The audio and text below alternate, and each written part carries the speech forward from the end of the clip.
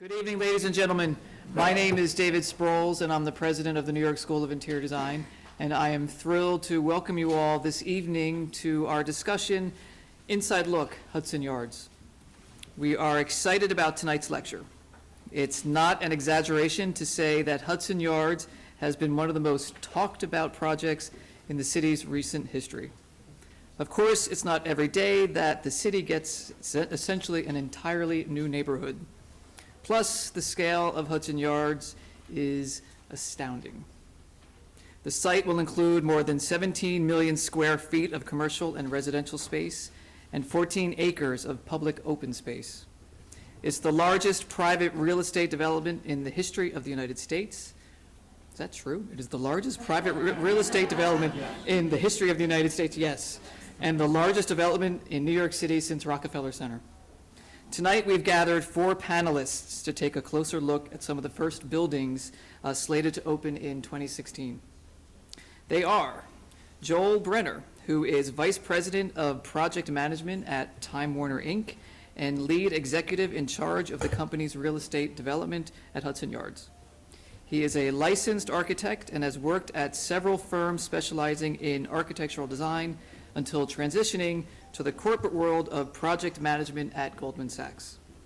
Throughout his career, he has specialized in development of corporate office buildings, corporate interiors, and hospitality.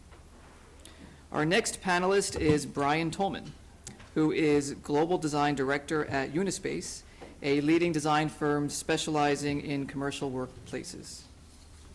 Brian most recently served as Managing Principal of the New York Office of Studios Architecture and was the designer of Coach's interior spaces at 10 Hudson Yards. Brian has worked with clients such as Bloomberg, IAC, and LiquidNet, has earned prestigious design awards, and is widely recognized as a defining influence in today's workplace design. We are also joined by Marianne Kwok, Director of Cohn Peterson Fox. Marianne has more than 20 years of professional experience in architectural design for a variety of built commercial, residential, and cultural facilities in North America, Europe, and Asia. Since joining KPF in 1994, she has been the senior designer for some of the firm's most high-profile projects, and she is currently leading the design master plan of Hudson Yards. And last but not least is Mark Boekenheide, who is Senior Vice President of Related Companies and the Director of Design for Hudson Yards. He is in charge of management and oversight of all planning, design, and engineering activities at Hudson Yards. Prior to his current role, Mark was Director of Design for the Cosmopolitan of Las Vegas, a 6.5 million square foot casino resort property in Las Vegas, as well as the Senior Design Director for Related's hotel projects, including Viceroy Snowmass. So tonight, Mark is going to start off the lecture with an overview of what's happening at Hudson Yards. So, Mark, without further ado, the podium is all yours. So thank you. Enjoy. Thanks.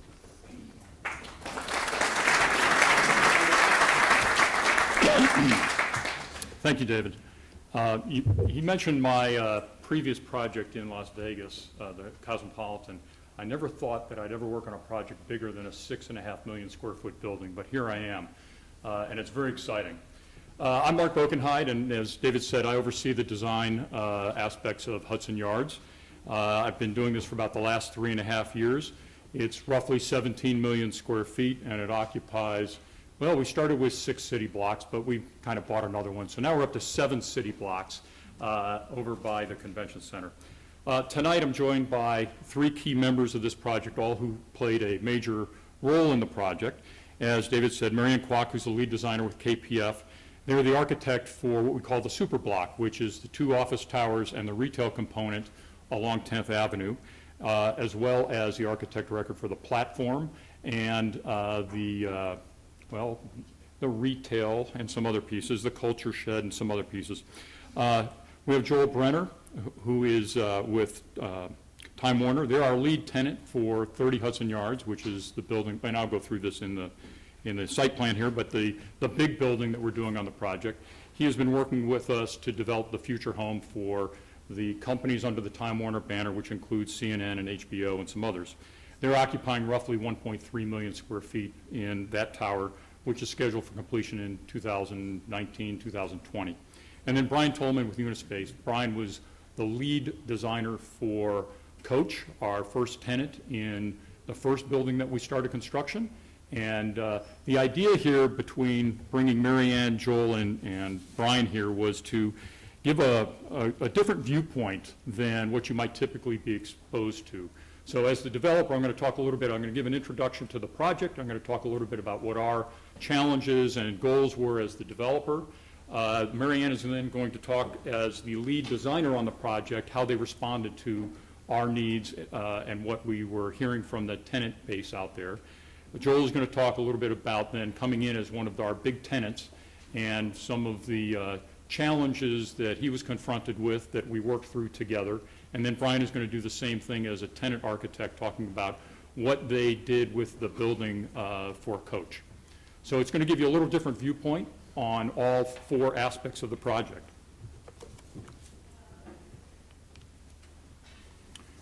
So this is kind of the heroic view from someplace, not Jersey, someplace out in the middle of the river. So I'm going to go through an introduction. We're going to then have everybody talk. We'll have a spot for questions at the very end. So unless there's some compelling question that you want to raise your hand and ask as we're going through the slides, feel free to do that. Otherwise, we'll make sure we have some time at the very end. So the Hudson Yards component is this series of buildings right there on the skyline. That's who we all are.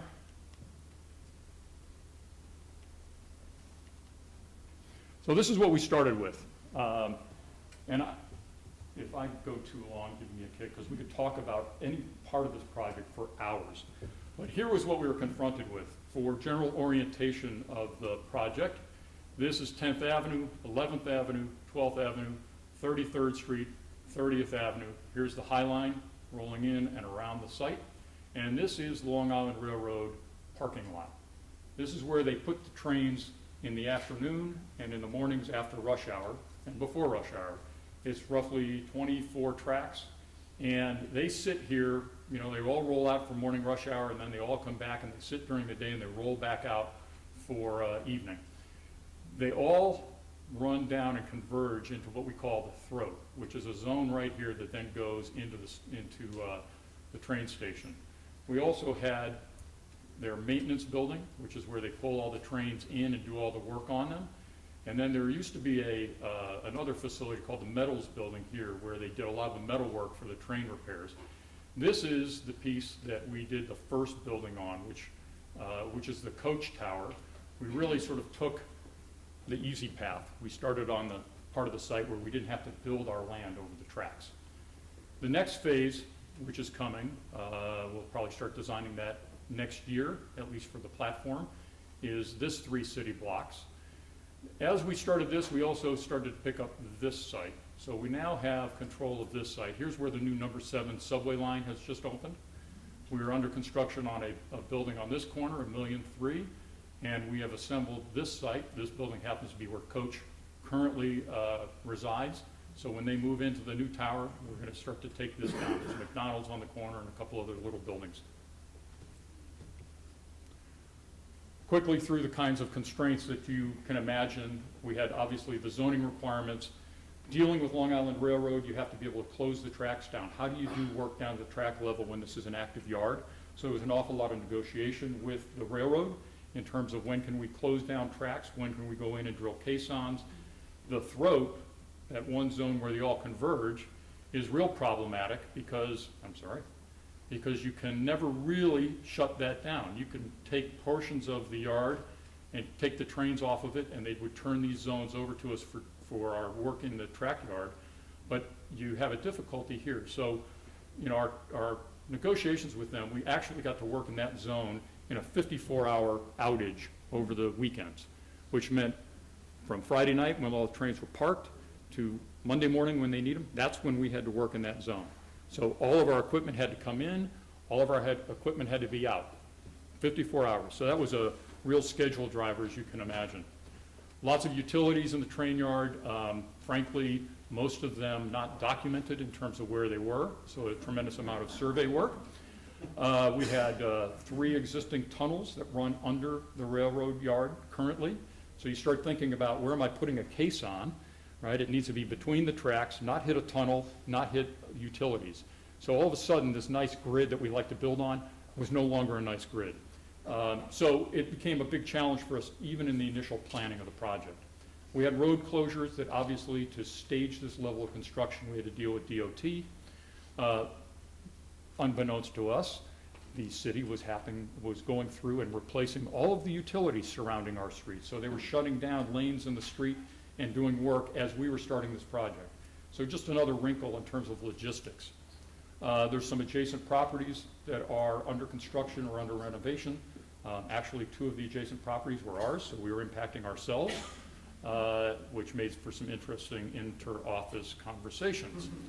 And then there's adjacent businesses and residences that weren't going away, that were occupied. How do you deal with noise and disruption of construction? Here's the overall site plan. 10th Avenue, 11th Avenue. This is what we call the Eastern Yards. This is the first phase.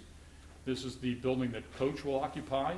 We have a platform that has been built out to this edge, a podium, where another residential tower will sit, the culture shed, which I'll show some pictures of this in a moment, a 1 million square foot retail block, and the large tower on the corner. This is the one that Time Warner will occupy. We have a mixed-use tower here that David Childs is designing for us, and then we have a large urban park, and there will be a Thomas Heatherwick grand sculpture here in the middle. The 2 other towers, as I pointed out, we've started this one, and we're in some planning aspects here. Here's the number 7 line. Because we don't have enough to do, we're considering a underground tunnel connection into this building and then into the yard, so you can come up from the number 7 and, without going outside, come into this building, come into here, and circulate all the way through the super block here. This is the KPF component right here. See some of the square footages of these various buildings, fairly aggressive. This first Eastern Yards, we anticipate everything should be done by the end of 2019, beginning of 2020. So our challenges, construction costs, obviously always a problem. Construction costs never seem to go down. Always a challenge, especially in the city. And with the kind of construction project that we have here, where we are building over the active railroad tracks, we have a lot of logistical problems, a lot of challenges to determine how we can actually maintain a budget on the project. And I will talk about that a little bit as we go through some of the slides, and I know Marianne and others will talk about some of that. Construction logistics, how do you build a project this size when you haven't yet built the land? When we build the platform, we now have land that we can stage construction activities from. But until you build the platform, everything's coming off of the adjacent streets, which is very challenging because of the impact of traffic, as well as I said, the utilities were under replacement. How do you finance a project like this? You have to find lots of partners with lots of money and lots of belief in the project. The neighborhood was not mature. So how do you develop product and develop marketing materials that when we go out to people like Coach and Time Warner, that they can understand the vision and they're willing to buy into what the vision of this neighborhood going to be? And how quick can we get there? Building the Coach Tower was really important to show people that we were actually starting construction on this project. It gave the project credence, right? I mean, it made it legitimate. We were starting on the project. And that gave it a bit of momentum. Finding key tenants is obviously a big piece of starting any of these projects. We have been very lucky. We have essentially got negotiations on both of the office towers where we were, for all intents and purposes, 75% leased before we started construction. That is a great place to be. So when we start to think about what are we going to build here, part of the question is understanding what the market is and what the opportunity is. So a lot of this was, what is the market, the business market out there? What is the residential market? This is going to be a true mixed-use environment. It's going to be a neighborhood. So how do we create a neighborhood? We have to bring together all these different uses: office, retail, residential, hotel, a lot of urban space, and what kind of space are each of those users looking for? So obviously there's this whole talk about millennials and the big swell of the millennials in the workplace. So that became a real interest of us in terms of the kinds of workspace they're looking for, the kinds of residential space, the kinds of hotel experiences they're looking to have. We started to understand what we have already as a local infrastructure in terms of restaurants, art galleries, cultural facilities. And what's very interesting is if you think about the High Line as this arts linkage up and down the west side with the Whitney at one end and the Culture Shed and the Thomas Heatherwick sculpture at the other end, it's very interesting that now we have these two endpoints to this great thread that weaves its way up the west side. Started to look at where the businesses were moving and why were they moving. And it's always been interesting for us to start to track that businesses are starting to move south and they're starting to move west. Part of that is because that's where the new buildings have been getting built. And certainly of interest to our tenants is going into newer office space, which is much more efficient office space. Neighborhoods, obviously our area is growing because it's, there's a lot of stuff being built there now. The High Line has generated an awful lot of attention. The residential properties along the High Line are some of the highest cost per square foot. It has created a real desire to be in this part of town. And you start to look at the demographics in that part of town. So what are the tenant needs? So if we start to go out there, and we started to talk to tenants, we started to do some surveys to really understand what the tenants were looking for. So that's what you really need to understand when you start a project of this. What do we have to do to entice tenants over there? I mentioned before, this was a non-mature neighborhood. So you had to find a couple of tenants that were willing to get on board with what the vision is. Coach, which took 800,000 feet in the first building, was really simple because they're already in that neighborhood. They're a block and a half away. So they already understood it, and they were looking for better space, more efficient space. So that really helped us kick off the first office building. But when we started to look at what kinds of space should we be designing, this is the kinds of things that we were hearing from the market. And this was based on tenants we were talking to, people that our leasing department and our marketing people are talking to. So pretty simple stuff, right? Efficient space.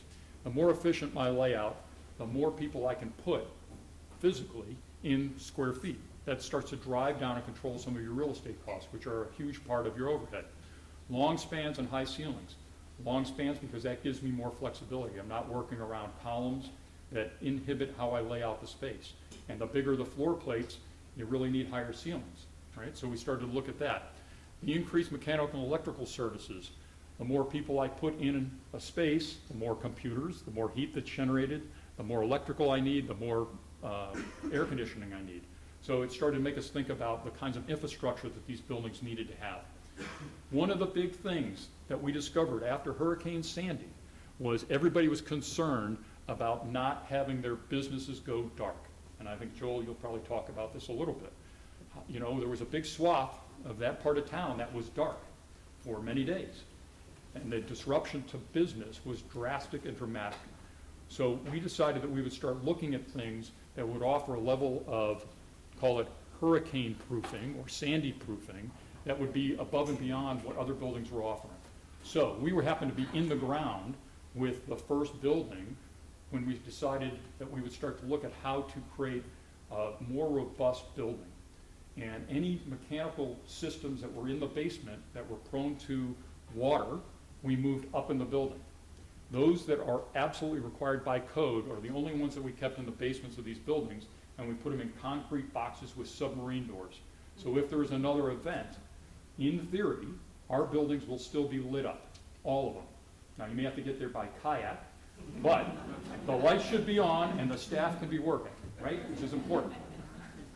This also, I'll tell you, this also, though, was how do you do that? We put a cogen plant into this project, and I'll talk about that, I'll touch on that in a minute, but the idea is that even when the city grid is down, that we can generate a certain amount of our own power to keep critical systems going in this project, not just in one building, but in the campus. Really important to tenants, the sort of redundancy and interconnectivity between the buildings. Amenities in a neighborhood. Well, everybody wants to be able to walk out the door and have a place or a couple places to eat. I work in this neighborhood. There's like McDonald's and nothing else. So I can't wait for something else to open here, right? And as the tenants will come in, Coach and Time Warner, there will now be a neighborhood because buildings are being built around us. There's new activity in this part of town. Obviously, great transportation system. So there's also been a lot going on in this part of town, right? So a lot of investment on the public side. I won't necessarily go into all of this, but as you can see, there's been a lot of work that's been done with public investment on this part of town. The number 7, I rode over here tonight, which was great. I barely got wet. West Side Access, what a great area between the subway. If you think about it, the number 7 connects you to almost every north-south subway in the system. You're right there by the Lincoln Tunnel. You're right there by Penn Station. Port Authority is an 8-minute walk away. The ferry, the heliport. I mean, it is such a great concentration of transportation. Real quick, I talked about the resiliency, the connectivity between the buildings. And here's a couple images. I'm going to let Marianne go into more detail on this, but these are our 3 big buildings that we have underway right now, and some of our signature tenants. We have a very large 1 million square foot retail piece anchored by Neiman Marcus. So if you think about it, I said getting tenants to start these projects. Neiman Marcus is what allowed us to start this retail piece. Time Warner is what allowed us to start that particular tower. Coach to start the other tower. This was enough critical mass now that this whole development is moving. This is a residential tower that will be at the corner of 11th and 30th. This is being designed by Diller Scofidio and David Rockwell. This is the Culture Shed. I don't know how many of you know about this, but this is a non-affiliated cultural arts facility. Fashion Week will move here. This is an unbelievable, it's unbelievable. This is a moving piece of the building. It nestles, next picture. So it sits over a fixed building, and then it rolls out like the gantries at the shipyards. It rolls out to encompass this platform area of roughly 18,000 feet. Pretty crazy, right? I don't know why, it's nuts. It's just nuts, and we're actually doing it. I don't understand. It's crazy, but it's going to be really cool. So this is one of those things I said, this is the northern terminus of the arts linkage.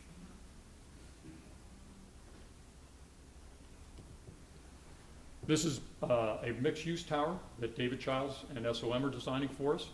It will have an Equinox gym, a Soul Cycle. These are companies that Related is partners in. It will have office space, a hotel, which is going to be developed. We're developing an Equinox hotel brand. So it will be linked to the Equinox gym concept. And then it has 139 residential units above it. And Thomas Heatherwick. So if those of you who don't know, if you remember the Olympic torch that they lit and it came down, he was the designer of that. So we have commissioned him to design, and I'm not allowed to show anybody any pictures of it until it's formally unveiled, but it is a $150 million sculptural piece that will sit in the middle of our plaza. It will be amazing. And so projections, somewhere around 65,000 people a day through this development. And here's where we are. Well, this is actually a little bit old, but we just topped out this tower about 2 weeks ago. We fed barbecue to 950 construction workers. You see the sea of cranes down here. These are all cranes that are building the retail piece, which you see a piece of there. We have something like, I counted, I think 12 tower cranes and I don't know, another 5 or 6 mobile cranes. It is unbelievable. I don't know how these guys don't bang into each other. It's a lot of coordination, but this is unbelievable. And that's looking out my window. And this is actually old now, but the Time Warner building is coming up in the foreground. This is the retail. This is the Coach Tower behind. And that's it from Jersey at nighttime. So what I'm going to do is I'm going to turn this over to Marianne. Our directive to KPF was, let's figure out how to design office buildings that will be unlike anything else that's in the city. Architecturally, from a planning point of view, the idea was, this is, for those of you who know who our owner is, Steve Ross, this is his biggest project he's ever done, and this is gonna be his, grandest project in his career. And he's done fabulous things like Time Warner Center, but this is really the capstone of his career. We hired great architects, and we want really great buildings and great projects, so we've hired the best. We've hired KPF and Iller Scofidio and David Rockwell and David Childs and others to come. Going to be an all-star collection of great architects in this project. I did not mention that the second phase, which is the Western Yards, is primarily residential. It will have somewhere around 5,000 residential units. It has one more office building, and it has a school, which is our proffer back to the city for the residential, is another school for the neighborhood. So with that, turn it over to you.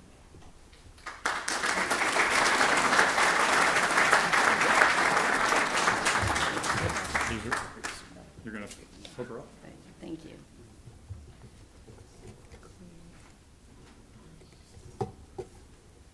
Great. So I'm just going to talk a little bit about the massing and the concept of the super block, which is what KPF did, the mixed-use part of the site, and then a little bit about when Coach came to the project and when Time Warner came to the project, what we did to the buildings to make it a little bit more desirable for them to move in. Tailored, right. Not desirable, they're already desirable. So this is going off the screen. Is there a way to fit it all on the screen? Well, part of it is going off the screen. But, so this is the site, as Mark has said before, and you can really see the tracks and the challenges of building on this site. Of course, we were not allowed to use any of those challenges as an excuse. Stephen Ross really wanted a presence on the skyline, and that was really important. But the most important thing was efficiency. And we were to design these office buildings with a 45-foot core to perimeter depth, lease depth. And that was one of the key things, and it was felt that with the big floor plates, it was a key way to attract tenants to this part of town. And for an office building, what happens is that when you go tall, the elevator banks drop off. And so there's usually about 8 to 10 elevators in a bank, and there's a low rise, mid rise, high rise, and as you go up the building, they drop off. And so what we did was that instead of stepping back or leaving too much space at the top, we decided to slope the buildings as the elevator core dropped off. And so we had 2 office buildings. They were different sizes, so they couldn't really be twin towers.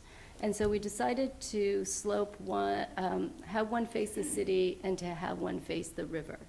And in that way, there's a dynamic relationship between the two, which I will show.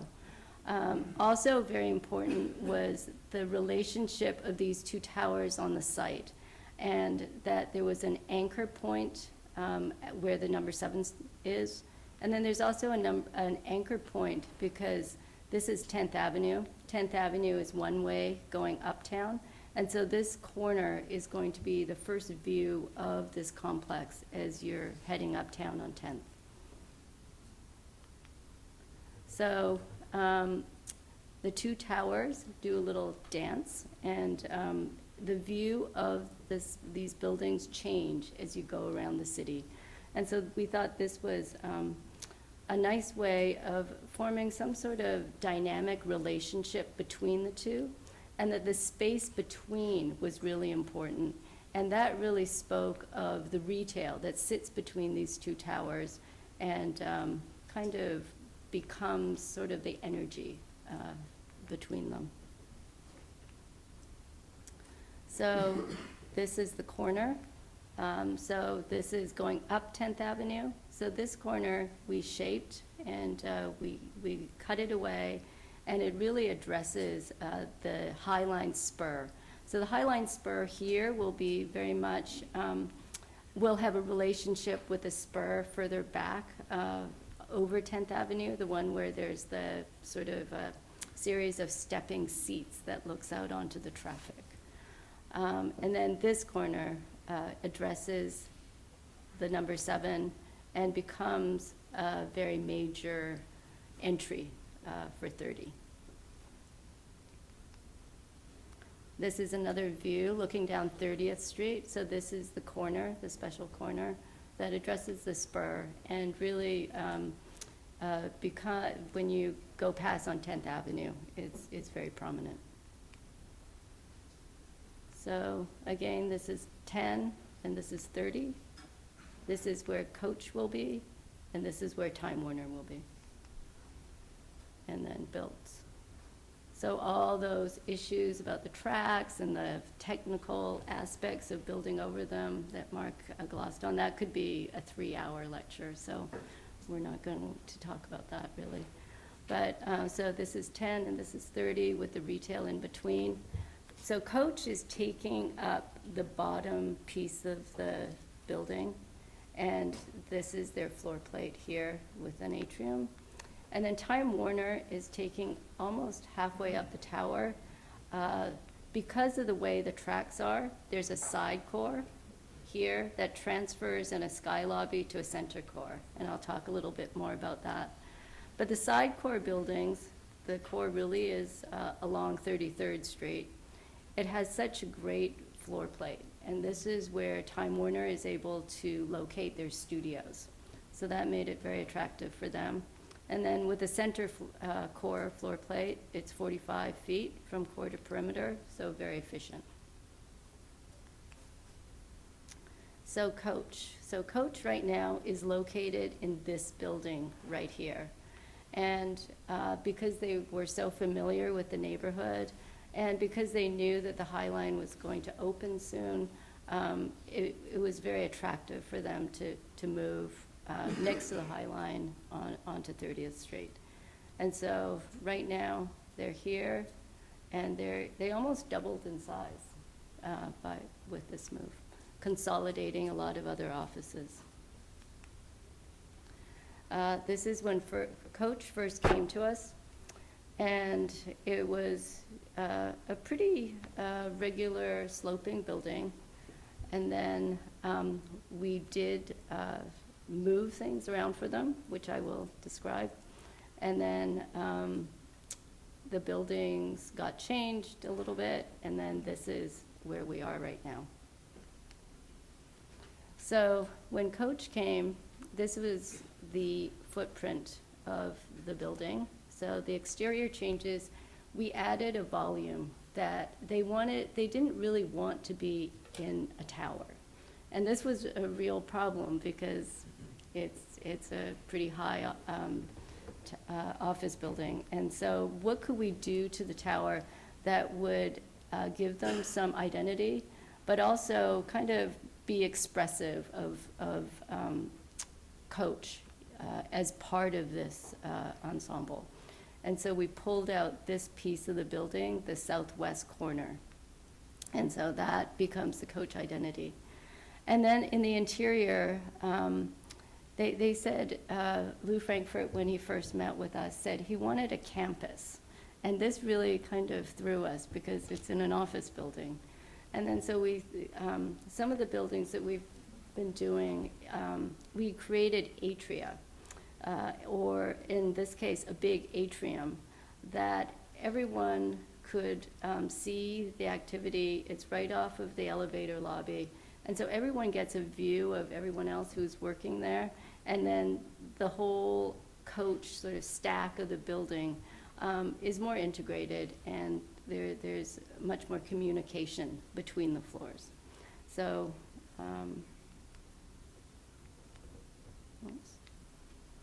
so the Coach identity, part of it is pulling this piece off. The Coach lobby is along the High Line. The building floats over the High Line, and the Coach lobby is right next to it here. It's a very glassy corner, And then this will be the front door of Coach, very glassy, almost transparent in a way, seeing the view beyond. And then this is the Coach atrium, and it's right off of the High Line, almost on axis with it.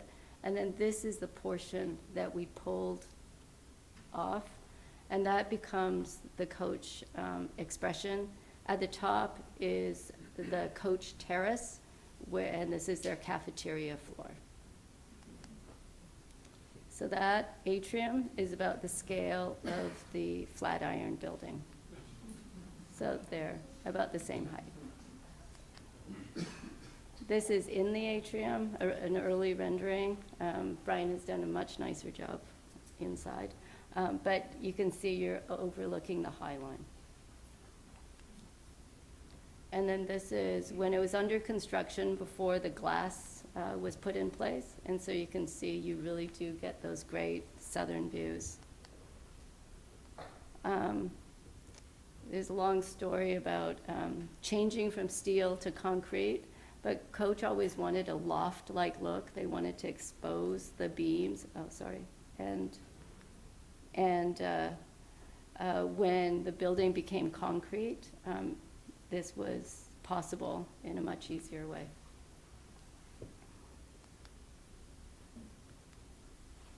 So this is a view of the atrium. This is most of the southern face, and it wraps the building and what we call the shingle. And Reed Krakoff, who was the design director at the design head of Coach at the time, really liked the idea of shingles because he thought it was very American, and Coach is a very American brand. And so for the Coach identity portion of the building, we did a more complicated double shingle, both in plan and section. And this is a view of it. So this is the Coach part, the identity part. This is their atrium, and then the rest of the tower. So 30 Hudson Yards is where Time Warner decided to go in. And one of the big aspects of this building is the way it sits over the most complicated part of the yards. It's where the throat is, but it's also where the biggest building is as well. So that was, this is one of many, many diagrams that showed the constraints of the site and trying to explain where we can have elevators. And the elevator pits was one of the big things because we didn't want to raise the ground floor lobby too high. So we really needed to locate the elevator pits in this area, not over the tracks. And so that meant a side core, which is unusual in New York. So this is the section close up. As you see, there's the connection from the number 7 subway. This is the lobby. So the lobby, one can arrive from the northwest corner or from the northeast. And this is the Time Warner lobby on this side here with the side core. And then going up to the side core floors is right here where Time Warner will have their studios. And then the first low-rise lift bank is where they'll have their office floors. And this is a diagram of the sky lobby. So what will happen is that the shuttles or the side core will come up to a floor, and then there'll be an opportunity to have amenities for the Time Warner offices, and that's where the transfer to the center core will take place. So this is that floor of the sky lobby. And so this is the Time Warner center core elevators and the Time Warner side core. There's a terrace, so when you come off of the, So this is coming off of these shuttles and moving to the center core, but there's also a terrace on this floor as well. So that's a view near the elevators, terrace with some great views. The other thing that when Time Warner first came is that they said that they would also like some sort of expression on the outside of the building that could that they could have branding opportunities, much like the Coach atrium. And so the opportunity was going down 10th Avenue. There was a piece of the building which we called the Prow. And this is what it looked like at the time. And so when Time Warner came, we thought Superman had just come out, and we thought there was an opportunity to do some really great hologram or some lighting that one could advertise their latest movie or whatever else they wanted, and that this became the Time Warner atrium. This is from the view on 33rd and 10th. The problem with this is that it was really cut off. This was really the retail entry, and then this was the Time Warner office. And the two didn't really seem integrated. And also, Time Warner didn't want to go into the retail entry. So we redesigned this piece of the building, and it became much more striking, and it much more of a single entity, and it was a way that it kind of inflected. And so there was a retail portion, kind of, but also a grand entry that was part of the whole Prow. And this piece is about the scale of St. Patrick's. And so those are the two towers. And then we like the same picture. Oh. Well, that wasn't part of the tenants, but up at the top will be an observation deck. And I think this probably shows it a little bit better. There'll be a glass floor. But this exterior deck will be higher than the Empire State Building. So,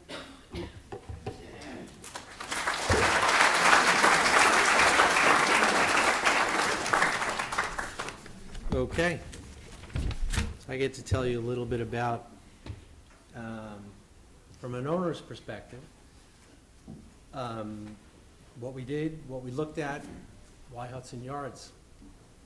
So these are the 4 questions that came to mind as I said, let's think about what we want to talk about tonight, is what are we looking at? And we're driven from a very different place than perhaps the developer or the architect.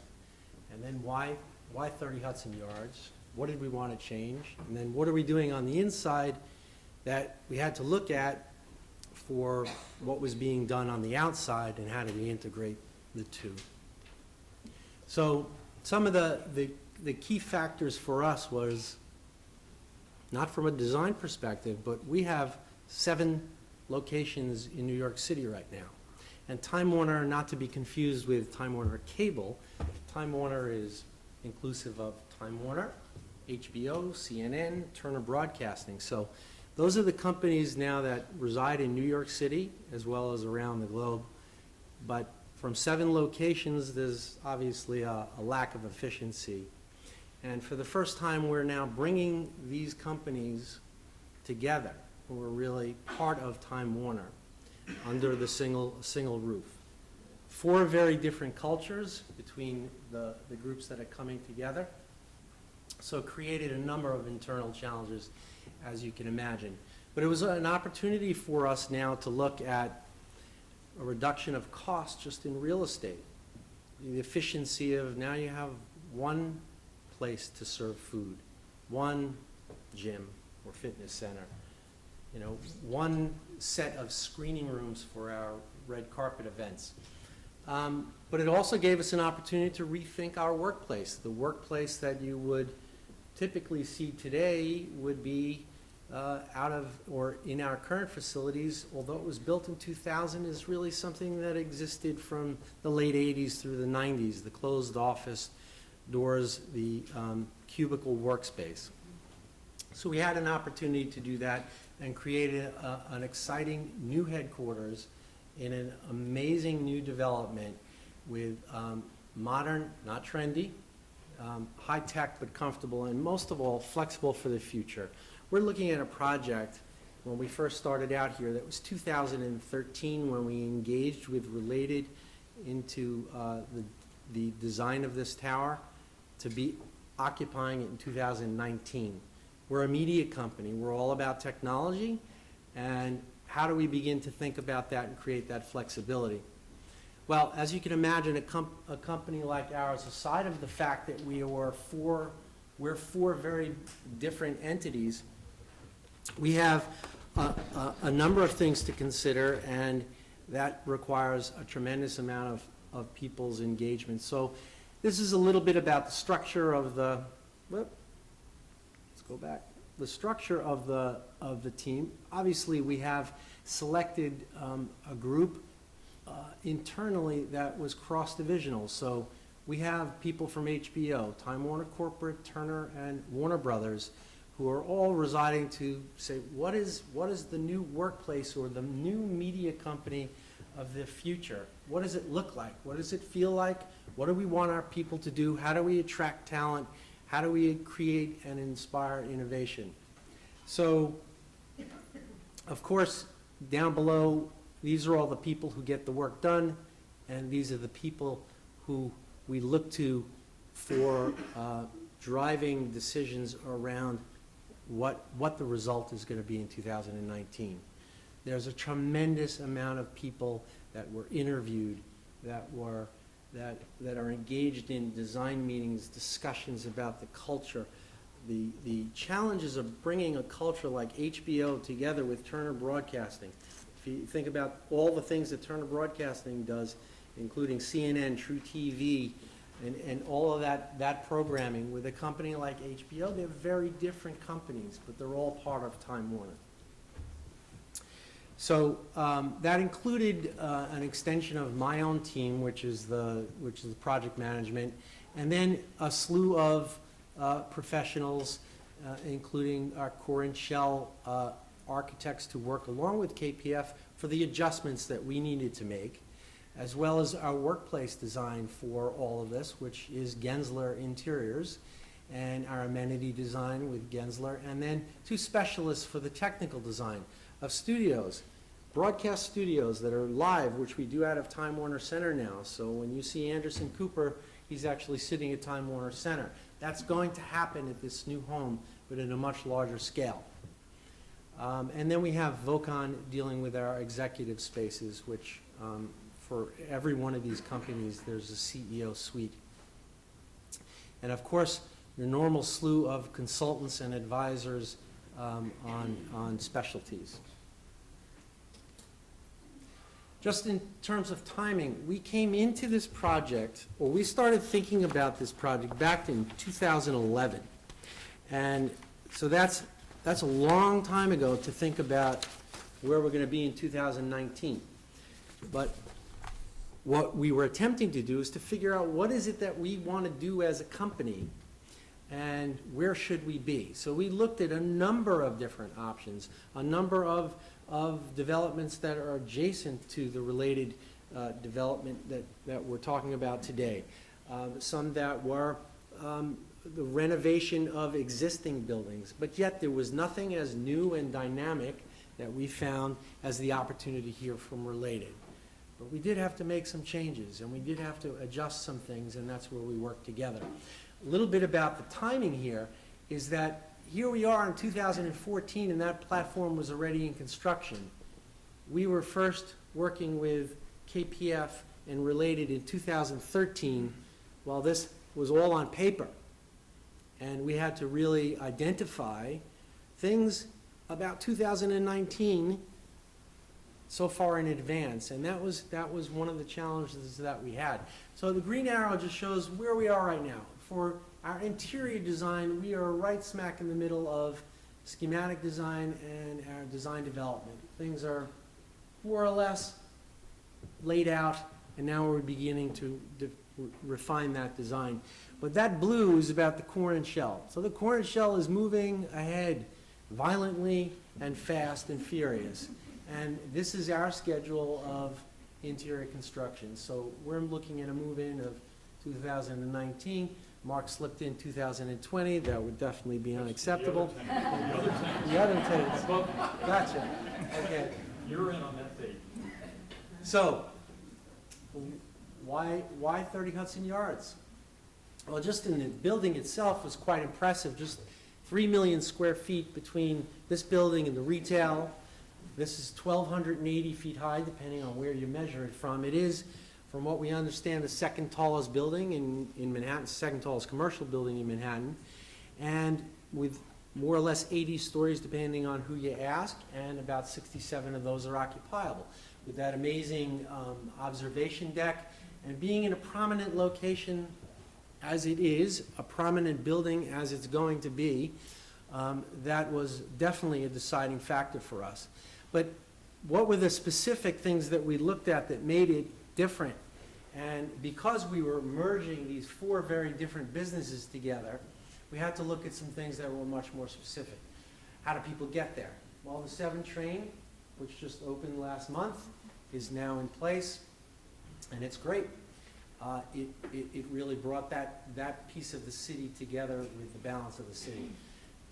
The floor plates, as we look in the podium levels, which were, as Marianne said, up through this point, they're up to 70-some-odd thousand rentable square feet, and that gives us the opportunity to put large amenities, studios, screening rooms, things that we can't find very easily throughout the balance of New York City. So that's where we're talking about flexibility to accommodate these multiple types of spaces. With significant core to glass depth, 45 feet, as Marianne said, was what you look for. And that makes it a beginning point to say, you know what, column free, this is a very flexible space. State-of-the-art workplace, building technology, including destination dispatch and elevators. It gave us the flexibility to manage vertical transportation much more efficiently in this building. A lot of the building systems, which are campus-wide, are integrated throughout this building and our spaces. However, we did look at making a number of changes, which I'll talk about in a moment. But just looking back at what Marianne had shown before, the podium, wrong button. The podium floors, which for us, we go from the 10th floor, to the 38th floor.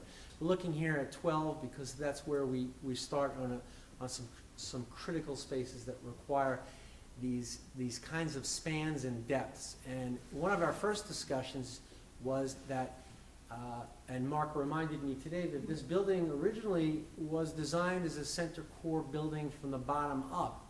And once this core slipped to the side, it enabled this vast open space. Although it had a row of columns, we were able to play with KPF with that dimension to enable us to get in what we needed to. And it was not going to work in that 44 feet. So by offsetting the core, we have the ability to accommodate our large program requirements. We offset this grid line, which you could see that column line is now offset to this line, and we had a high occupant capacity. We have lots of requirements in there. We have 3 screening rooms in this building, and unfortunately, because we're just at the beginning of design, I'm going to show you some things that show the beginning of how that comes together.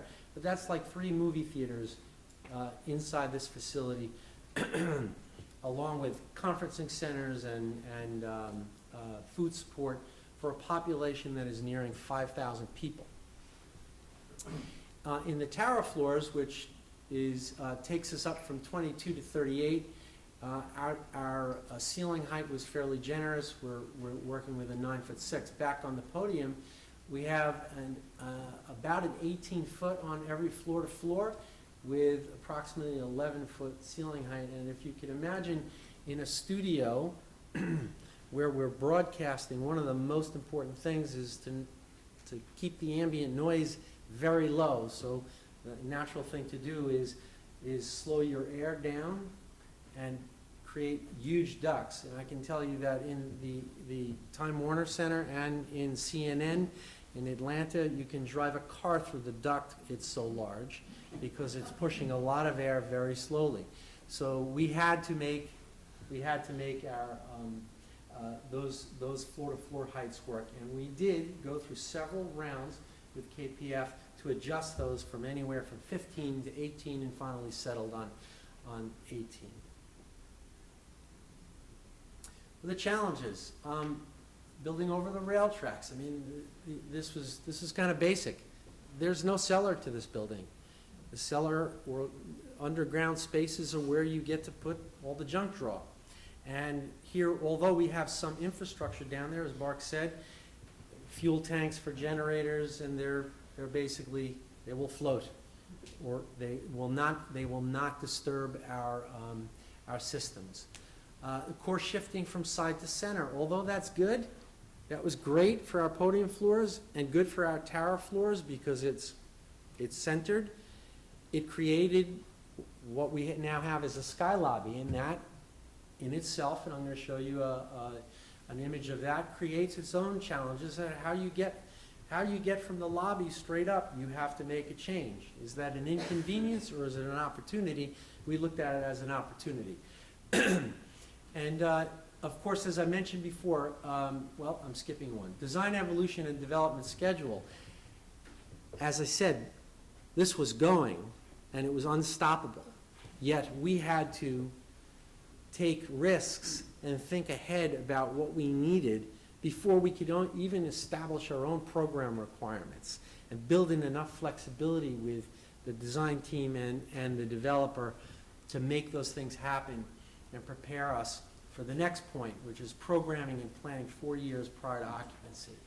Technology is going to be completely different. How do we deal with that? Well, we're dealing with it with our core infrastructure, but what ends up on the desktop may be very, very different 4 years from now. What we all see is iPads and very small laptop computers. And then the other thing is a multi-tenant building. We have some very stringent requirements in a studio again. We can't have someone doing construction in an adjacent space that doesn't work with the programming that's being live broadcasted out of studios and screening rooms.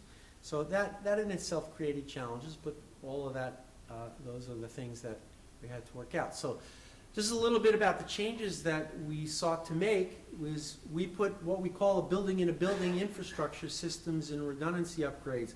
And the idea there is that we needed to control our own destiny. If power is going to go down, we need to blame ourselves and we need to be in control of that. So we did some modifications to the systems, and they are essentially segregated from the systems of the building. And then we worked with Related and our mechanical engineers to locate those things in a way that we had access to them. The entrance sequencing and the dedicated lobby is something that Marianne had mentioned. There are two entrances, the east and the west on 33rd Street. And it was very important that the majority of our people may be coming from the east side of Manhattan, and that entrance had the same kind of presence that the west side entrance has. And you'll see that in a moment.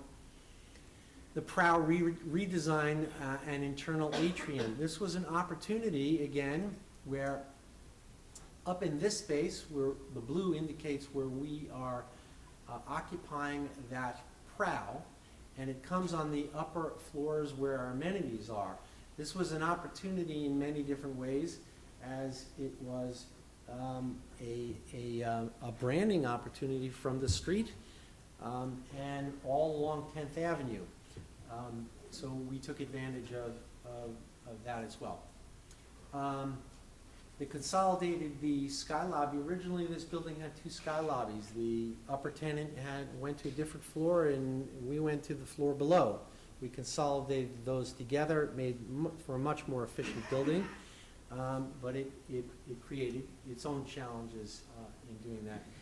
The ability to accommodate raised floor systems as we needed it, so that required us to raise elevator sills and stairwell sills without depressing slabs, so that we could put in flush raised floor and have the ability for technology cabling systems. We modified the podium bracing from maximum vision glass. And on the lower floors, there's cross bracing that goes in front of the curtain wall. And we looked at what are the various different angles that maximize and take up less of that vision and the view out of those lower floors. Double height spaces, we cut holes through the building to have double height spaces in our studios. Our studios require 36 feet in height to accommodate the flooring systems and the lighting systems and the cameras and all the things that you would need to have live broadcasts. We also did add a third egress stair that runs from the 38th floor, our space, down through the balance of the building. And this is something that code is changing in New York City, where this may at some point be actually required if it hasn't been inducted yet into the codes, but we decided to do that now. And although it's not required, it gave us the opportunity for more vertical egress. This is a quick shot of the before, which Marianne showed you, and the after in the prow. And what we're doing at the top of the prow, which is up in here, the connection between our sky lobby floor and 54 feet down to our conferencing and screening floor. Not that we expect everyone to go up and down this stair, but it has been made with these prow points, these 3 prow points, which are large enough to be about a 10 by 12 foot space, so that people could actually congregate there during an event. If in fact we do have an event, it will start up at the Sky Lobby in a cocktail event or a day event, and then people will meander down this stair or take the elevators down to the screening floor, which is this floor. A little bit about the entry sequence. This is where we're coming in, and this shares the entrance from with retail, which is down here, to the lobby, the common building lobby to the west side, and we are right off that. But what we wanted to make sure is that this had the same kind of presence that this one did on the west side. So on the east side and the west side, they feel sort of just as important, and that was an important feature for us. The Sky Lobby, and here's where you can see that our lower elevator banks come up. We have 12 elevators here, and then we cross over on the white dashed line to our mid-rise or our low-rise in the building. And the other tenants come up these banks and cross over here. So at some point we had a demising wall. And as I said, originally this was just our Sky Lobby, and the Sky Lobbies were separate floors. This is a much more efficient use. The balance of this floor, although there's a further design on it, rather than getting committed to this group on what that design is, it is in this area, and it's basically our food services. There's a little sort of like Apple technology desk for intensive purposes, and a coffee bar that sits up here will act as a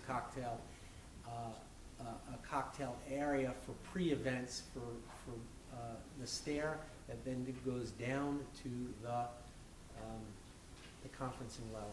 But you know, here's our opportunity for workplace. From an owner's perspective, we had to make efficient use of this space. There's no more, large offices for vice presidents, and then everyone else gets a little cubicle outside, and the offices sit on the perimeter of the building. We had to now infuse the workplace and the amenities together and take opportunity now for people who are sitting in an open workplace to have just the same amount of light and view and air as those who had the privilege of sitting in an office.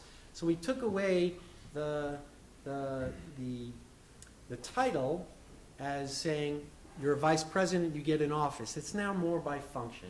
What do you do that requires you to have a private space? And if not, you'll sit out in an open space, which is much more collaborative, creates innovation if it's done well, and that by function, if you need a private space, you'll have the opportunity to go to spaces like that within the building. So it sets up a really simple diagram for the upper floors, at least, that we looked at a core and worked very hard with KPF to make sure that that core did not have any openings in it so that we could back all of our interior spaces around that. So we looked at that as an opportunity for the built-in enclosed space, leaving the outside open, airy, and for open workplace, and then cluing in on a couple of key points and views, like our southwest, our northwest, and our northeast view, to be places to meet, and our hub points at points in cross-axis to our elevator banks. So we had an eastern hub, a western hub, and a southern hub. It's a general diagram for the way that we're planning, and then that sets up an armature for a kit of parts. These are really basic diagrams, but it really says that we're establishing a certain type of office in various different sizes and various different furniture layouts, which would be manageable and which would be either individually focused or collaboratively focused. So they'd be meeting rooms or other fixed spaces. We're going to do the same thing with open workstations.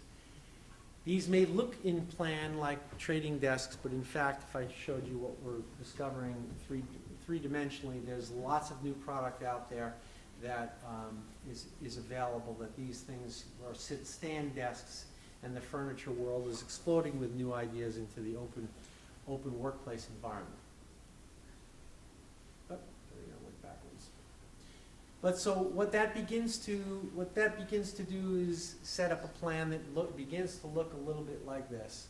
So you have very open workplaces with 9 to 11 variables on the desking type, enclosed spaces that wrap the core that are offices and enclosed required rooms like copy rooms and storage rooms, and then at the points of access, these hubs, especially one that we focus very hard on is our workplace cafe, which I guess you would be similar to spending an hour in Starbucks. We're trying to encourage people to actually take their work and go sit with someone and have a meeting over lunch on your own floor. So thereby creating some cross-pollination between our people, not just in the building, but on the floor itself. This is that sky lobby floor, and just diagrammatically, the yellow space is all seating and areas to dine. This is our food server area and our back of house, and this is the other tenant. And of course our terrace, which we have not decided yet on how we're going to treat that. It may be a branding opportunity, it may be an outside opportunity. It is quite high. It is over 300 feet high. So not everyone wants to go out there, and it's probably a bit windy too. So this is the development of the floor below, which where I had mentioned that this prow stair and connects to a screening and conferencing floor. So you can see the screening, large screening room. This is an auditorium for over 300 people. This is a 250-person one. And our other auditorium is a one-story, and it's on the floor below. This includes executive dining and a conference center that straddles the entire outside,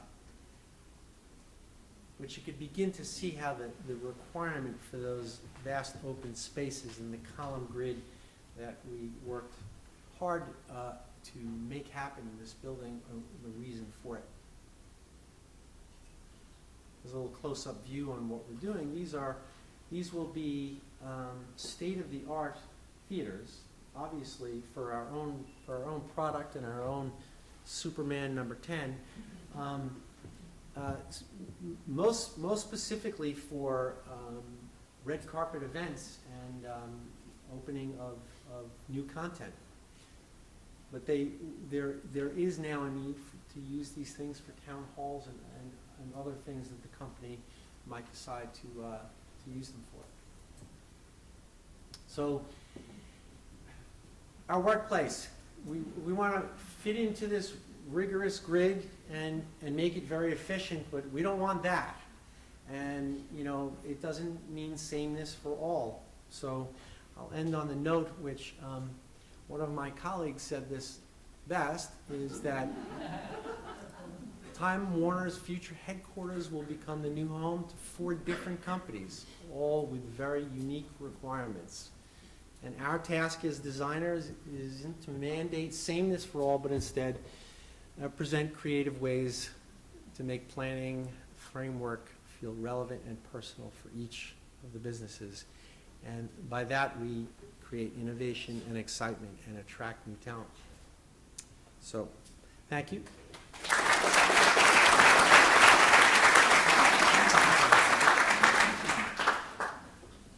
I'm not Brian Tolman, but I wanted to set the stage here for a second, because a lot of what Brian's going to talk about is the coach space.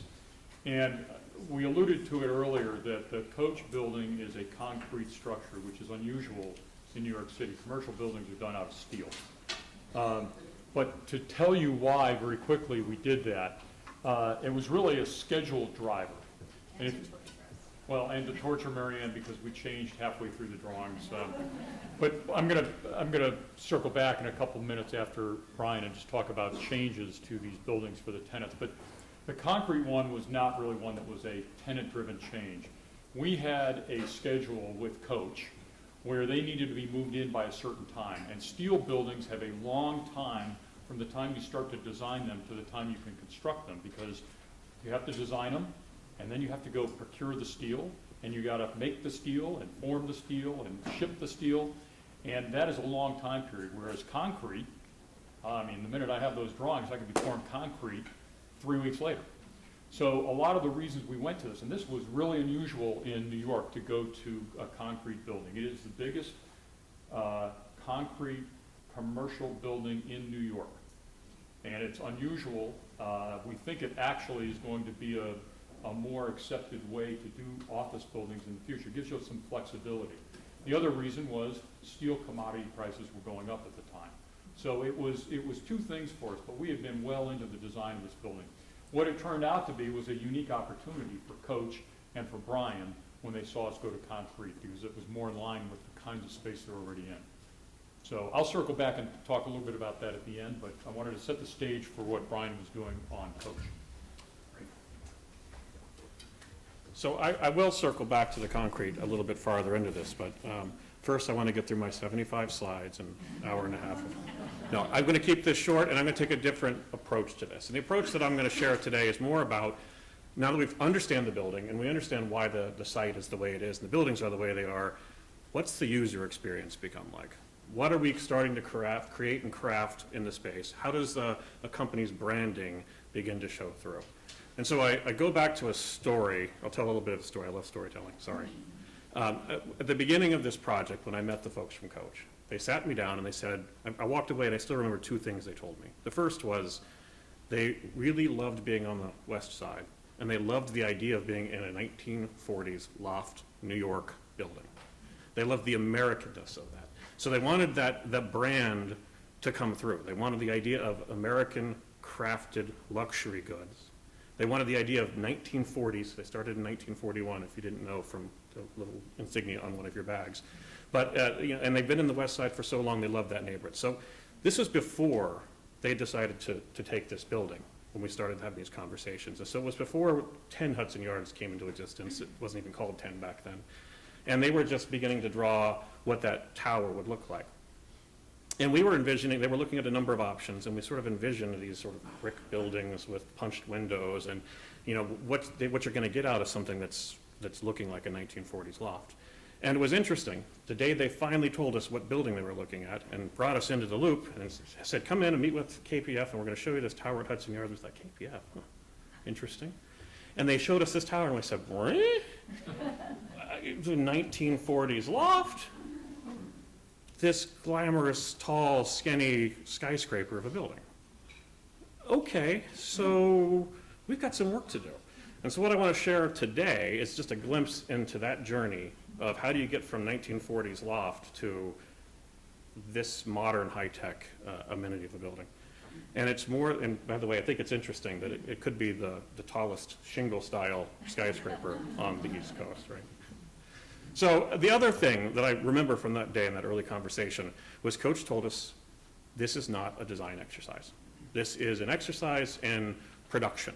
As an architect, you're not going to have a lot of creativity here because we have standards, we know how we like to do things, we've got a brand image, we've got designers in-house that design our stores, so we understand what we want in a space. And I said, right.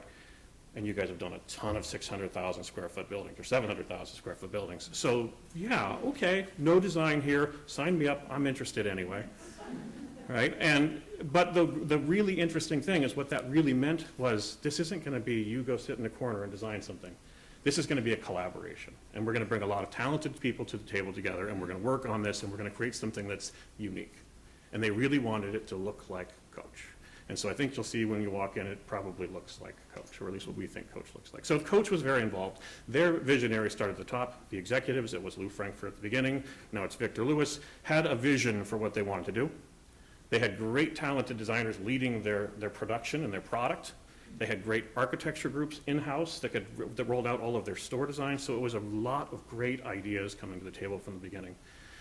Simultaneous to this design, about actually halfway through and when we started the first complete redesign, they introduced a new store design, and they brought in Bill Sofield in his studio to help them shape the new stores. And if you've seen the new store at Columbus Circle, you get a sense of the flavor of where Coach is headed as a brand. And then they brought us in. At the time, I was working with Studios Architecture. They are the architect of record and design architect for the project, to develop this space for Coach. And it was really bringing all of these different visions together and making it cohesive. So we were given three sort of big pillars of what they wanted to accomplish. The first is be responsive to the building, but make the building responsive to us, right? Because the building didn't exist yet, so we had that once-in-a-lifetime opportunity to shape the building to make sure it worked the way Coach wanted it to work. Two, make sure it works for our business. Okay, yeah, that's super important, really is super important. And then, interestingly, make sure it reflected our heritage. American crafted, 1940s New York loft. And so that became our marching orders. And the first thing they put on the table for us, and I think this image sits on a podium somewhere in Coach's headquarters right now, because it's sort of the holy grail of images for them. And this is the Maison de Verre, there's a spelling error there, which is in Paris. And so it's not a 1940s New York loft, it's a 1930s Parisian loft, but it's close enough. It's still pretty glamorous, it's pretty elegant, and what they loved about it, as we started to digest it, is first and foremost, warmth. It exudes warmth. It exudes a texture, it exudes a vocabulary that isn't the ordinary in modernism. It's rough, it's industrial, it's raw, simple materials, it's exposed steel, it's glass block. It's very simple things that come together, but it exudes this warmth that you don't see in a lot of modernism that they wanted to bring to the table here. And we thought, okay, that's great, but this is a big building and it's got some other unique attributes to it. So we thought we'd throw in a few more precedents and images and start to really round out the vocabulary. So we looked at PJ's glass house because, it's got that same warmth to it, but it's got big floor-to-ceiling windows. The Beinecke Library struck us as something that could be really interesting. And at some point here, we'll show you what I like to call the Beinecke Library of handbags. And then this building has this huge atrium that Marianne's described. And it's a substantial piece of the character of the space. And so we started looking at atrium spaces and how did great commercial and corporate space atriums shape? What made them interesting? What made them dynamic? How were they animated? And what made them spaces that you wanted to spend time in? So we looked at the Ford Foundation on 42nd Street, which is probably the granddaddy of New York commercial atriums right now. And so here we are. The building, as Marianne has shown it to us, as you come up the High Line, you've got this great void. And I think she said it really well earlier. What you get when you create an atrium in your building is a campus. You get the ability to look out from your office space, across a void, into your office space. You get to be voyeurs on your own entity, your own organization. You don't just have to sort of look across the street at a neighbor's building. It's something entirely different and unexpected, and the experience you get out of that is pretty phenomenal. So we embraced this wholeheartedly, but what we had to deal with was how can we animate that atrium? How can we make it a space that's exciting, that's dynamic, that brings people together in the space? So again, back to our precedents, love our precedents. We started looking at who else did these great atriums. We talked about the Ford Foundation. In the middle is the Genzyme building up in Cambridge. It's a phenomenal atrium. It's dynamic. There's lots of stairs that connect it, great light that comes down. But what we thought was interesting about it, it wasn't just a straight shot. There were lots of jigs and jags, the way that they sort of dealt with balconies and perches and places for you to interact. And then on the right side is Macquarie in Sydney. And so we thought this was another interesting one where they started to penetrate this atrium or puncture it with these boxes that sort of slipped out. And there was something about that animated the space and made it more dynamic to be in. And we thought, gosh, these are all pretty phenomenal examples. They're all big atriums, but ours is bigger. And the really phenomenal thing about this diagram that brings it home is, yeah, it's bigger, and it's a lot taller. Because the bottom of our atrium, which is the 6th floor in the building, is 110 feet above grade. So you've got the bottom floor of our atrium is about the same height as the top of the Genzyme building in Cambridge. And so if you're a vertiginous person, this is phenomenal, right? But what you end up with is a 300-foot high atrium when you get to those upper floors. And the views through this atrium out the city, remembering it sits at the end of that high line, are pretty phenomenal and an interesting experience. So you get this campus, but you also get this re-exposure to the city from the inside out. So you always have a sense of where you are. So here then, as we start to develop the atrium, we see on the left one of the early diagrams. And what was interesting is in these early diagrams from KPF, and this was really, really early and rough, there was this opening, and the opening had the beginnings of some 2-story spaces in it. So you can see these little tiny pockets where the floor slabs are held back. And there's a staircase back behind the atrium that connected all of the floors. And as we started to shape it together, and this was a hugely collaborative process, what we started to realize was the atrium expression on the outside didn't have to be the atrium on the inside. And so we made the atrium wider than the gap on the exterior of the building. And we started to put into the atrium spaces that made up for the extra space that we took out by adding these little perches, the balconies, which are 2-story spaces that sit on every other floor going up the building that are their coffee and tea points. We took that staircase and actually pushed it into the atrium, but back in the corner of the atrium, so that you were leaving the enclosure of the space and into this 15-story void to circulate between the floors and maybe grab a cup of coffee on the way. And then we had to bring it all back to those images, that warmth, that crafted New York loft experience. And how do we do that on the scale of a 15-story void and this series of rooms? So as you move up through this space, you'll see this view on the right is actually sitting in one of the conference rooms that lines one edge of this atrium. Looking across the space, you'll see some of these smaller voids, mini atria, the staircase in the back, the coffee and tea points, and then some double height studio spaces where the designers are in there creating and pinning up new products, new design ideas, new direction for the company on a day-to-day basis. And bringing it all together in a space that then brings back that heritage, that idea of the 1940s New York loft. How do you bring back that texture and that warmth, that idea that materials aren't just basic. It's not all going to be carpet here. They wanted something that felt like it had a place in history and some heritage and history behind it. So walking away from the atrium for a second, I want to go back to the ground floor and unveil the Beinecke Library of Handbags. So, what's really interesting about this building, and Marianne showed it for a second, is this lobby of theirs slides out and punctures itself off the side of the building. So the building has an overhang, and this glass box basically fits underneath that atrium, or underneath that overhang. And you're basically at the same level as the High Line.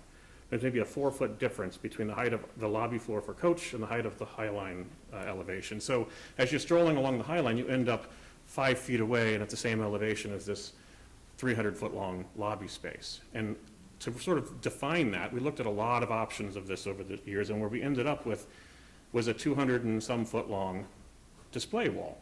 And it's really an archival wall that's filled with, I think we ended up with a count of about 1,500 archival Coach bags that are actually on display.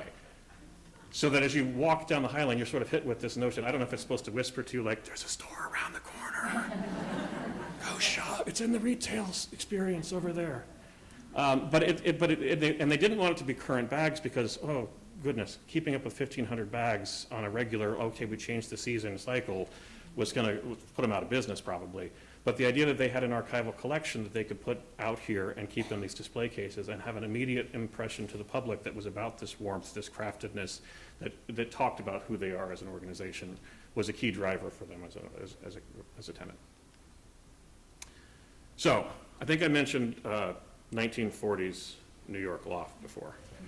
And so when we start moving up into some of the other floors, and this is an image of their cafeteria floor on 19 adjacent to the terrace, we started getting into the rest of the spaces and starting to think about how do you make this space feel like a 1940s New York loft in this great modern building.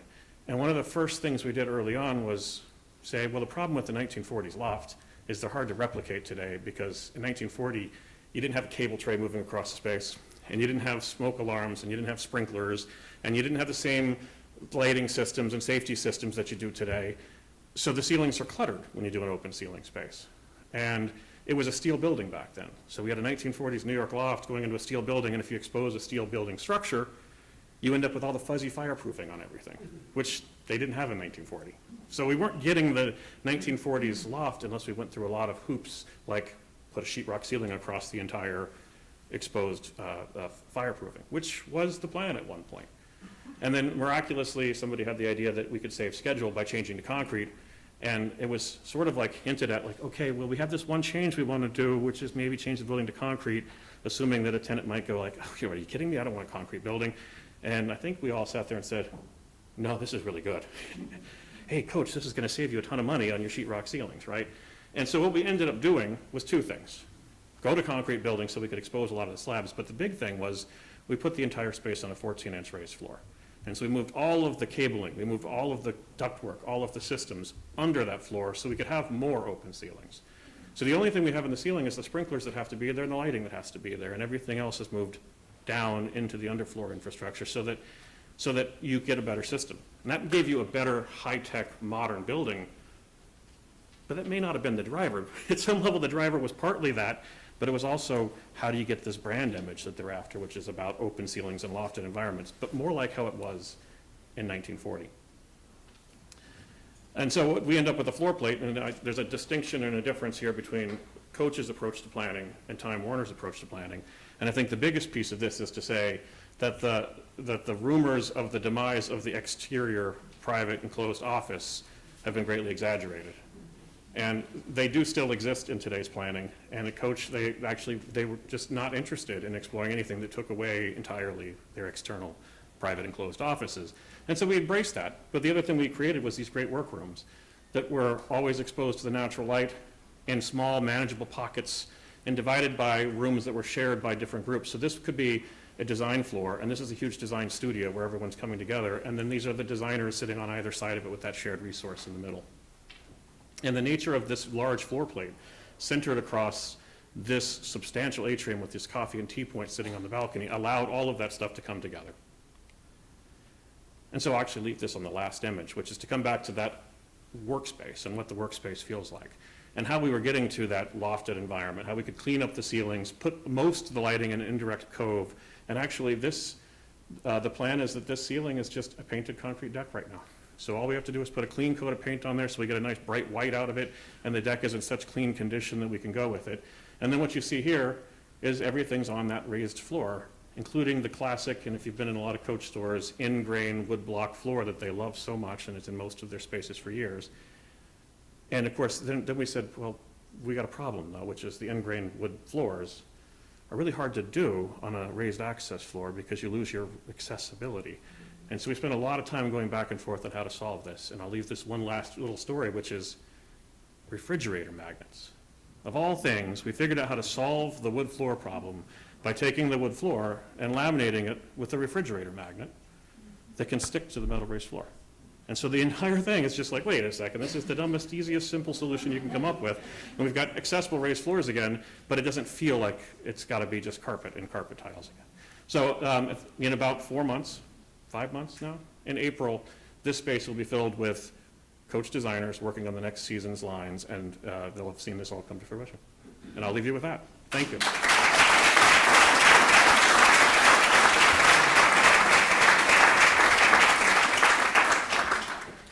So we're way past the time limit. But I wanted to give you a couple of fun facts. I could talk a lot more, we could all talk a lot more about the changes that we made for the tenants and things like that, but I want to leave a couple of facts that are kind of interesting. Right now we have in construction contracts right now about $7 billion worth of work underway. The total project will be somewhere around $20 billion when we're done. That's not a fun fact, that's just a fact. But I'll give you a couple fun facts. So the concrete building that we talked about, that is enough concrete in that building that if you took a city block, 200 by 800 feet, and you poured solid concrete, it would be a block 20 feet high. Just to give you an idea how much concrete. That, by the way, also took over 8,000 concrete trucks to deliver that concrete. Just to give you the magnitude of some of these buildings. It's got, we believe, the highest interior atrium in an office building in the city, which is quite a dramatic thing. And as Brian pointed out, you're already starting 100+ feet above the street. In 30 Hudson Yards, that is the highest observation deck, exterior observation deck in the city. It will be higher than the exterior observation decks at the Empire State Building, which Marianne mentioned. The project in its entirety, this first phase, the Eastern Yards, has 155 elevators, 40 escalators. We have right now 1,800 workers on site, including 300 iron workers, and this will ramp up to probably somewhere around 4,500 workers by middle of next year. So it's when I talk about construction logistics, you start to see what I'm dealing with. We have 10 or 12 tower cranes. Right now we have 16 cranes in all. When we start the residential towers and the mixed-use tower, there will be another 4 or 5 cranes. So it is a huge logistic issue. The 30 Hudson Yards steel building that Time Warner is going into and the retail has 100,000 tons of steel. That's 200 million pounds of steel. Now, there's no one mill any place that can fabricate that kind of quantity. So we are getting our steel from Mexico, Canada, and Italy. It's coming by trains, planes, and automobiles. It is coming from around the world. The coordination efforts, frankly, between some of these fabricators who are doing things in metric and some that are doing it in the American gauges is amazingly complex, and you can imagine the kind of coordination. So we have 3 fabricators. We also have 2 different installers. So the coordination efforts that are going on is tremendous. We'll have over 100 stores and 10 destination restaurants in the project. So it is, if you haven't been down there, come walk the High Line. It's unbelievable what's going on. And we're all very excited to be part of it. And from our side, we couldn't do it as a developer if we didn't have the efforts and the teamwork from our consultants and our tenants and the tenants' architects and all of our engineers. I think we probably have, on the consultant side, probably 300 people working on it. And in our office, we have about 110 people right now that are solely dedicated to this project. And as we go into next year, it'll ramp up to about 150 people that are just on this project alone. And I got to tell you, most of them are accountants. Because the billing that comes in, you have to understand, the billing that comes in that we have to pay out right now is over $100 million a month. The stacks of requisitions that come in from all the contractors. So all of that, obviously, we need to check all of that before we pay that. What's what our banks and our lenders require us to do. So the financial aspect of the development of this is also another big piece of this and a whole nother story for another time. So at this point, we'll open it up for questions. I know we're running late, but we certainly, yes? Question regarding a project like this takes a long time. What was the onset of the idea, like in order to first initial idea and then getting all the real estate? How long did it take to get to this point? Well, it's interesting because this project did not start out as a development like this. This was actually a site where, when New York was going after the Olympics in early 2000s, they had actually proposed a stadium for the Western Yards. And so this was all part of a master plan originally that was tailored towards Olympic facilities. When that bid didn't happen, it was rezoned, I think in 2007, the Eastern Yards and the Western Yards in 2009. So there was, the notion was that they had this Hudson Park that was being cut through the blocks to the north, and they wanted to have retail frontage on that, so they felt very strongly that retail would come down into this property so that they could continue that. They wanted a linkage to the High Line. And they felt that certainly for a project that was going to require something like $600 million to build the land, to build the platform, that you had to be able to give enough density to the developer to actually be able to offset that cost. So there's a lot of density in this project. We have overall prescribed square footages from the city as they went through the zoning process. There's also maximums and minimums of the various uses. There's requirements on the amount of retail space. There's a requirement on the amount of residential. There was requirements for parking. Interestingly enough, there was a requirement for a maximum, not a minimum. And we actually, because of the wonderful transportation network that I talked about earlier, scaled back on the parking, right? Because we felt it was not necessary given the urban nature of the project. So a lot of this was prescribed by the city to spur development there. And if you've been over there, there is 4 or 5 new residential buildings already up in the immediate neighborhood. There are several hotels that are under construction. There's a lot of work that's planned all around that neighborhood. We've got 3 residential buildings as well. We have a Robert Stern building that is opened on 30th and 10th. We're building phase 2 of that next door. And then we have Zaha Hadid doing a building for us a couple of blocks further south on the High Line. We joke that there is so much growth in that area. We can't afford that area anymore. We can't afford to go buy any more property. The prices have just gone skyrocketing over there. But it is the last sort of great untapped area when you think about what that's been. So all of this was really to spur West Side development. Think about the fact the convention center has been over there for how many years? 20 or 25 years? No, 70s. Okay, even longer. No convention center hotel. You know, you have a long 4 or 5 long city block walk there for many of the hotels or restaurants. This is going to change that. And I think what we're seeing is a tremendous amount of development. Not just ours. Ours is confined to, these blocks, but there is probably, 15 other major developments that are happening within, a 10-block radius. So it's going to be a pretty drastic change, and it's all being driven by the rezoning that the city put in place. Yes? You started out referring to the block from 33rd to 34th, the eastern block, which you required. Yes. That's the western one. It's also terra firma and tractor trailers that you're setting up. That, rumor has it, will be a future convention center hotel site. I'm sure we'll chase that too, because we don't have enough going on there. But that has been the discussion in the past, and I think that's probably what makes a lot of sense. Although there is rumor of like a 1,000-room hotel a couple blocks north of us that a private developer is considering, so that may happen sooner. But there's certainly a need for that in the area. Yes? What kind of environmental friendly features do you have in the project? Do you have anything to... Great question.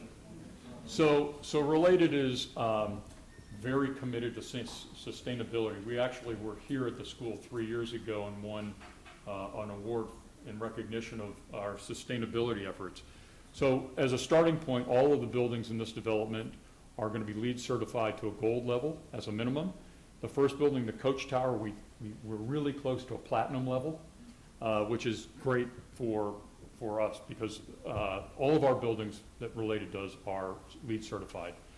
One of the things that we did, and I mentioned earlier, was this cogen plant, which allows us a certain level of energy efficiency across the property.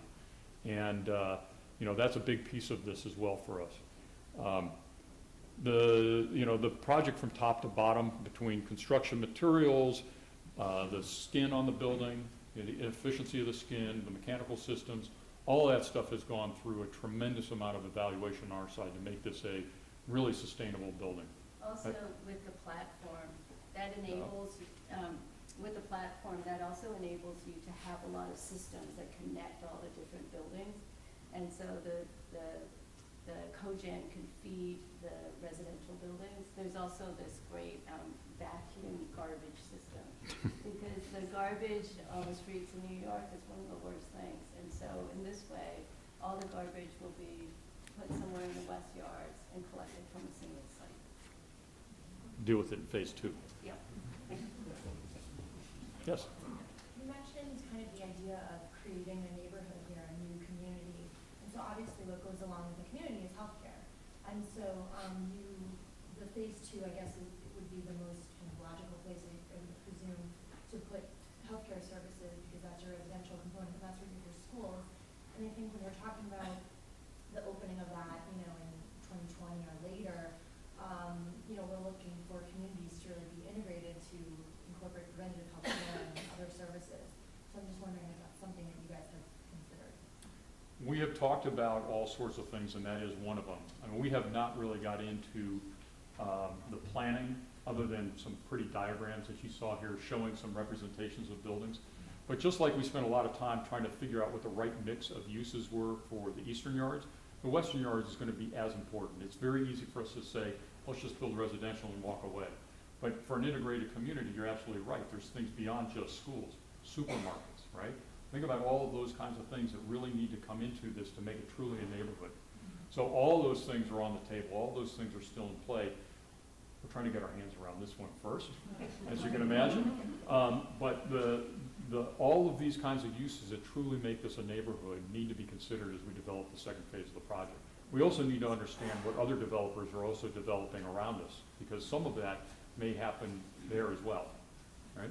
So part of this is letting the community around us evolve also, so we can see what's already coming that we may not need to do. Any others? Well, thank you all for coming.